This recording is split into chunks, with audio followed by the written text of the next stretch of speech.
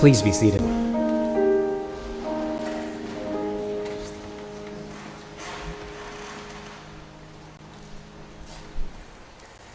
There are some sermons that emerge only through great suffering and turmoil, wisdom born through pain and struggle.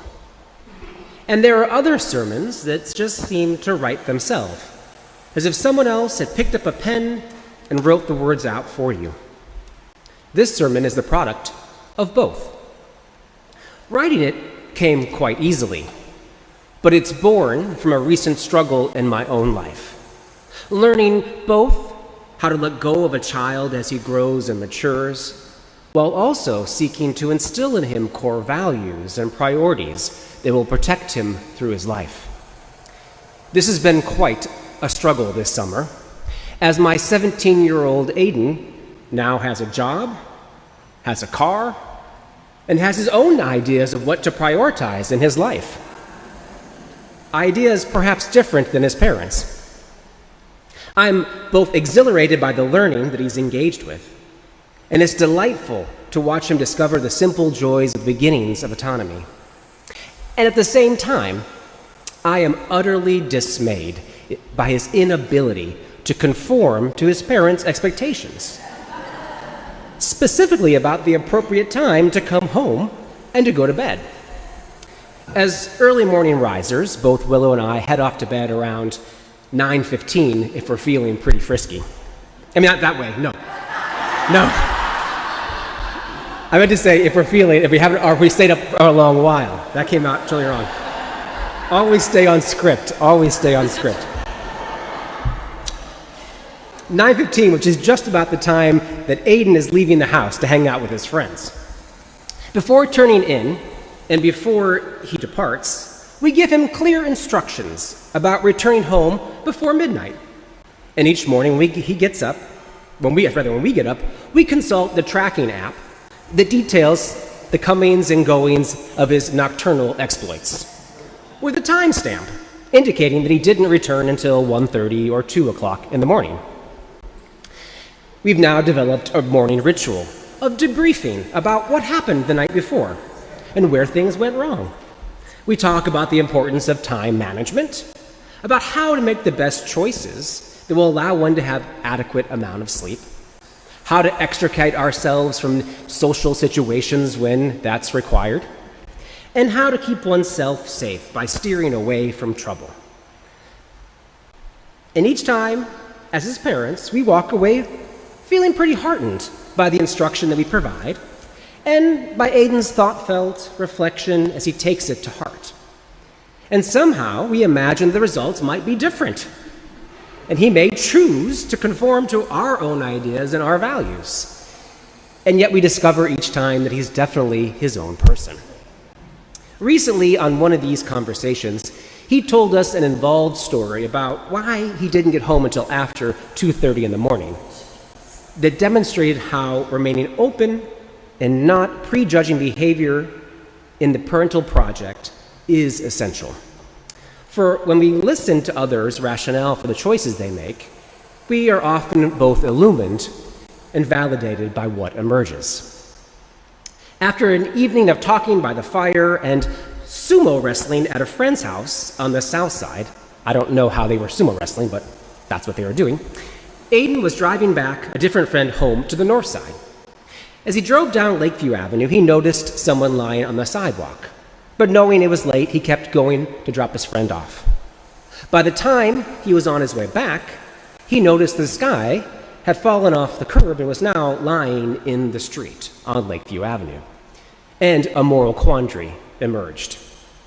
Hesitant to leave his car by himself, he stopped and yelled out the window to attempt to rouse the addled man who was now precariously laying right in the midst of Lakeview Avenue. This was not working. And so Aiden attempted to catch the attention of other cars by flashing his lights. The first car flew by, ignoring his flashing lights. That driver probably listened to his father and said, "Stay out of trouble. Don't talk to anybody. Just go home." But the second car stopped. So Aiden and this other young man who works for the county got out of their cars and helped get this intoxicated man up and walked him home. And he was less than thankful for their assistance. As Aidan told us this story, of course, my mind fixated on today's gospel story of the parable of the Good Samaritan. Or, as I will henceforth know it, the parable of the unruly but ultimately good teenager. My parental heart melted. Aidan's choices to stay out late might never mirror my own, but clearly his moral imagination had been formed by the values that he learned here at church, and maybe even by listening to his parents. When I asked him if he had considered this parable, he rolled his eyes at me and told me not to be so obvious.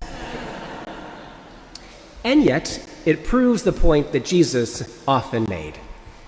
So you see, Jesus understands the power of imagination and the way that a simple image can lead us to new worlds of understanding and action. His parables put abstract faith into tangible reals that linger in our minds.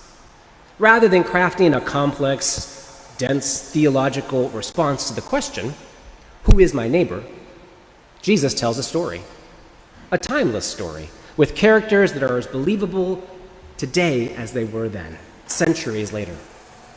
If we veer too far from the basic impact of the parable with heavy doctrinal discussions, we risk losing its power as a real example we can emulate. Don't be so obvious, Dad. Who is my neighbor?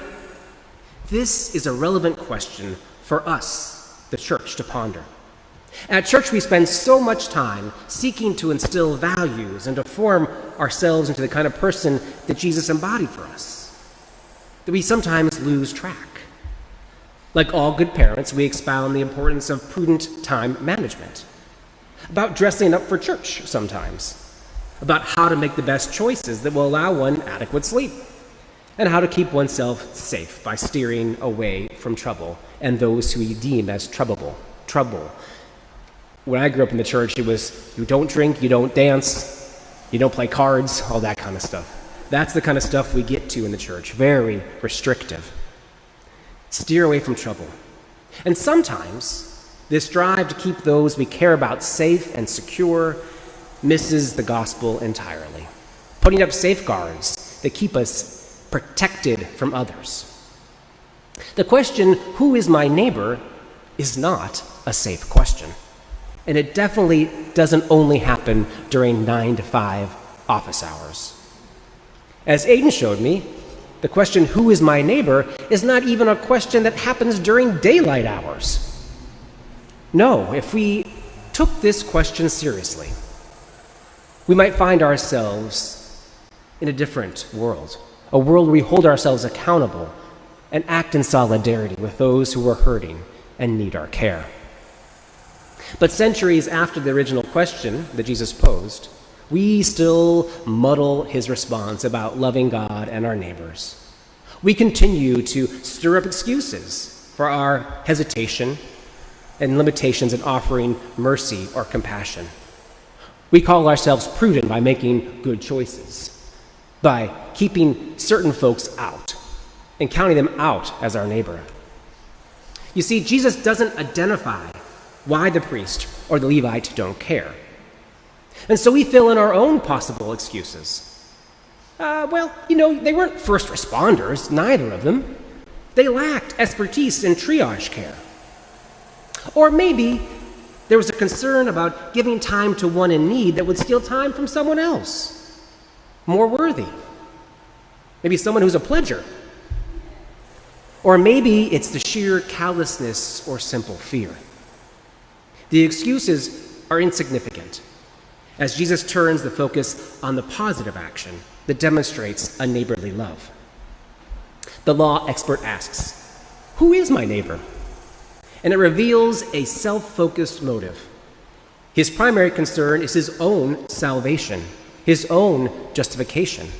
What must I do to inherit eternal life, he says. He wants affirmation that his knowledge is going to give him an eternal reward. He wants an easy template to place over his life to prove that he's following the law of God. That temptation lingers in our own propensity to look for simple, binary answers to the faith's hardest questions.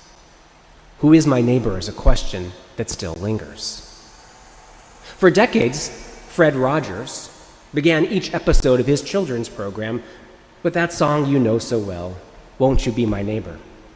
The words hint at the show's themes of compassion and kindness. I've always wanted to have a neighbor just like you. Would you be mine? Could you be mine? Won't you be my neighbor? Mr. Rogers' lyrics turn the self-protecting question of who is my neighbor into a self-expanding invitation, won't you be my neighbor? Won't you let me be yours? It's a shift in perspective, expecting that our lives and our community will be even more beautiful as they become filled with increasingly new neighbors, friends, community. It was a countercultural idea then and continues to exist in contrast with the dominant narrative of today that describes outsiders and immigrants as a dangerous intrusion into our comfortable neighborhoods. Jesus invites us to embrace this sort of boundaryless approach, full of anticipation rather than dread, when there are tangible ways to serve others and to share mercy and kindness. Taking them up is not our obligation, it's our delight. Think about Mr. Rogers. He embodied that kind of delight to meet new people and to create the kind of neighborhood that we deserve to live in. When we recall how Jesus related to others, it confirms the wisdom that there are really only two kinds of people in the world: those that we love and those that we have yet to meet. This story, with its simple ending exhortation, "Go and do likewise," really hit home for me. It shifted me out of my preoccupation with offering hard-nosed, fatherly advice to instead listen more deeply to Aiden, not as my son, but to consider how I might be his neighbor. Jesus' parable is an invitation to shift our orientation away from our preoccupation about who might belong to us and whom we struggle to keep safe, and to instead imagine how we can be a better neighbor by not seeking control, but by offering freedom, encouragement, support, strength. It reminded me of Khalil Gibran's reflection on children in his book, The Prophet. He writes, "Your children are not your children. They are the sons and daughters of life's longing for itself. They come through you, but not from you. And though they are with you, yet they belong not to you. You may give them your love, but not your thoughts, for they have their own thoughts. You may house their bodies, but not their souls, for their souls dwell in the house of tomorrow, which you cannot visit, not even in your dreams. You may strive to be like them, but seek not to make them like you. For life goes not backward, nor tarries with yesterday. You are the bows from which your children as living arrows are sent forth. The archer sees the mark upon the path of the infinite, and bends you with his might, that his arrows may go swift and far. Let your bending in the archer's hand be for gladness, for delight. For even as he loves the arrow that flies, so he also loves the bow that is stable." In a way, Jesus is saying the same thing. Your neighbors are not your neighbors. They are sons and daughters of God. And though they live with you, they belong not to you. You may give them your love, but not your thoughts or your values. And never seek to make them like you. No, learn from them. Listen to them. Be open. Jesus tells us this simple parable to invite us to work, to parent, and to live with a new orientation that is not based in fear and security,